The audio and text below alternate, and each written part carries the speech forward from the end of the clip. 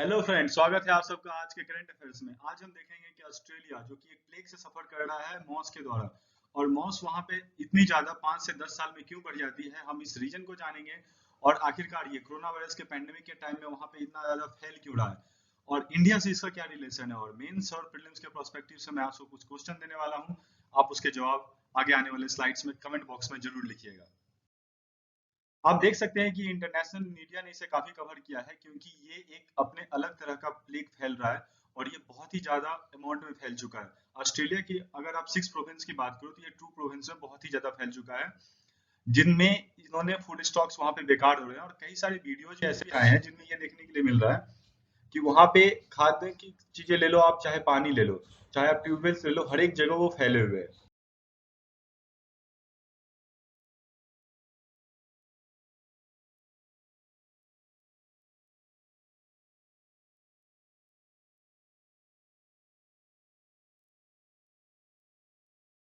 आप इस वीडियो में देख सकते हैं कि आखिरकार कैसे जब एक थ्रेशर मशीन जो कि एक्चुअली गेहूं वगैरह निकालती है, उसमें से सिर्फ और सिर्फ चूहे ही गिर रहे हैं जब उन्होंने इसे क्लीन करना शुरू किया। और वहां से पे फार्मर्स फ्रस्ट्रेट हो रहे हैं, बिकॉज जब ये ज्यादा फैलेगा तो एक्चुअली ये पॉइजनस भी हो सकता है, जिसकी वजह से वहां के लोकल एनिमल्स को भी किल करना पड़ेगा। आप देख सकते हैं कैसे नीचे ये सारे के सारे चूहे गिर रहे हैं, और लिटरली ये नॉर्मल अमाउंट में नहीं है। अगर आप इनका कैलकुलेशन करके देखो तो ये 1/3 ऑफ फूड ग्रेन जो है वहां पे इतनी ज्यादा फैल चुकी है।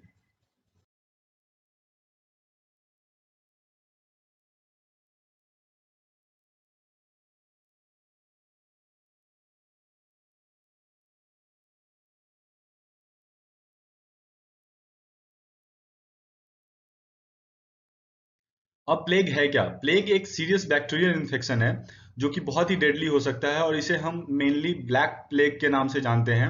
और ये जिस स्ट्रेन से होता है उसे कहते हैं यार्सिनिया पेस्टिस। तो ये प्रीलिम्स के लिए इंपॉर्टेंट है, आप इसे याद रखिएगा, यार्सिना पेस्टिस। और ये बैक्टीरियम जो हो एनिमल्स में मेनली पाया जाता है, और ये ह्यूमंस में ट्रांसमिट होता है फ्लीज के द्वारा एंड आपके खाने के जो पदार्थ हैं उसके द्वारा। और ये रैपिडली प्रोग्रेस होता है ह्यूमन में।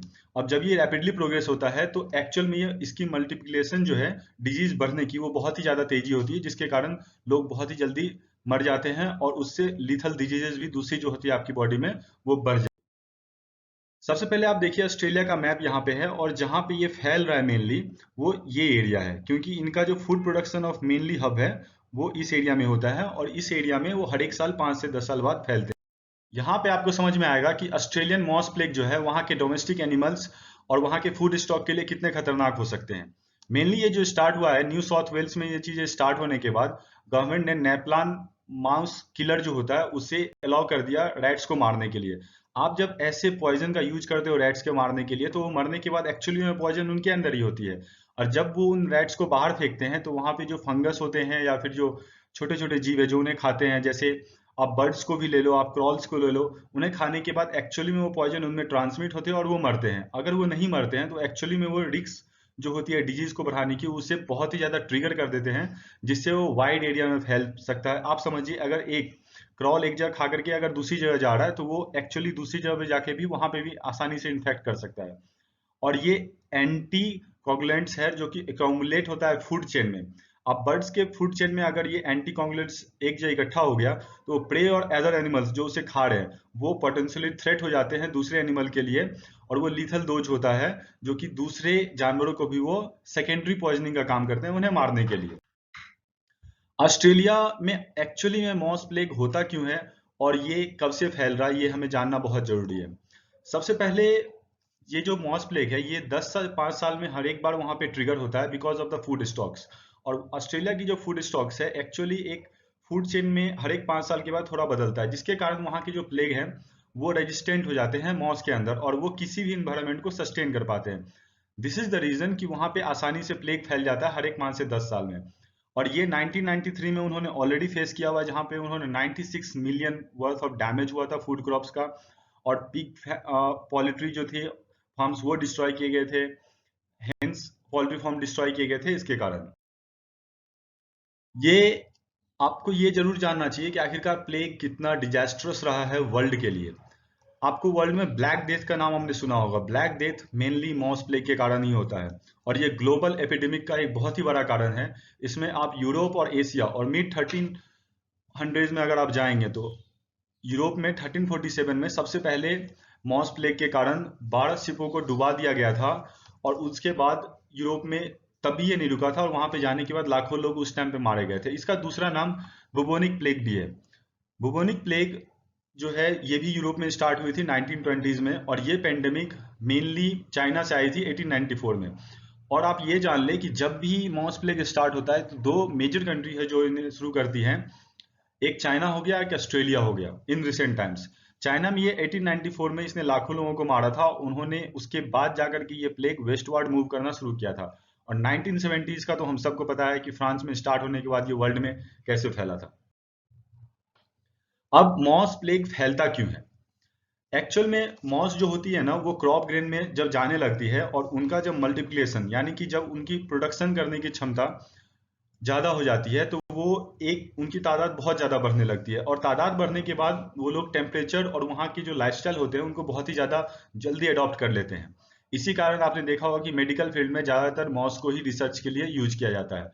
और सबसे पहले ऑस्ट्रेलिया में कब आए थे मॉस? एक्चुअली रैट्स ऑस्ट्रेलिया में अवेलेबल थे ही नहीं जब ब्रिटिश वहां पे अपने फ्लीट्स के साथ पहुंचे थे 1788 में।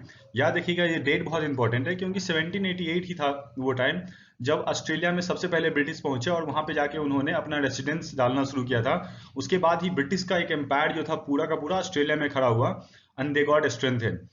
और ये बोला जाता है कि डच शिप्स और ब्रिटिश शिप्स के कारण ही सबसे पहले वहां पे प्लेग और चूहे पहुंचे गए थे जो कि शुरुआत में एज ए पेस्टिसाइड वो काम करते थे, लाइक छोटे जो वहां पे कीट हैं और जो फ्लाइज हैं उनको खाने के लिए। बट बाद में वो खुद में एक प्रॉब्लम बन गए। आप देख सकते हैं इस वीडियो में ऑस्ट्रेलिया के एक फार्मर ने डाला है कि जहां भी वो रखते हैं एक्चुअली इस अमाउंट में वहां पे रैट्स क्रिएट हो रहे हैं जो कि वहां के लिए रियली डिस्ट्रक्टिव है। अगर एक घर में इतने चूहे हो सकते हैं तो आप पूरे के पूरे कॉन्टिनेंट में सोच सकते हैं।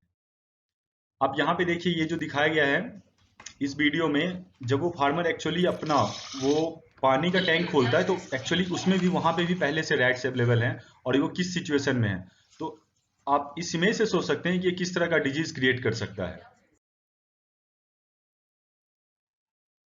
अब इंडिया में इसका क्या इंपॉर्टेंस है वो हमें जरूर जानना चाहिए बिकॉज 1892 टू 1940 10 मिलियन पीपल इससे इफेक्टेड हुए हैं इंडिया में और लगभग 15 मिलियन पीपल डाइड हुए थे जो कि कॉलेरिया और बहुत सारे डिजीज इससे बढ़ गए थे।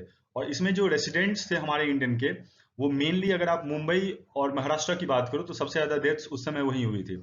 तब जब प्लेग कमिश्नर जो था उस टाइम जाकर के बहुत ही ऑथोरिटेरियनशिप दिखाया था उन्होंने जिनका नाम था डब्ल्यू सी रैंड जो कि मैंने आपसे शुरू में क्वेश्चन पूछा हुआ था। Chapekar brothers Damodar Hari Chapekar and the Balakrishna Hari Chapekar इन दोनों ने मिलकर के डब्ल्यू सी रैंड को जो कि प्लेग कमिश्नर थे उनको मारा था पुणे में। So thank you guys, thank you for watching it and if you like it subscribe the channel and hit the like button.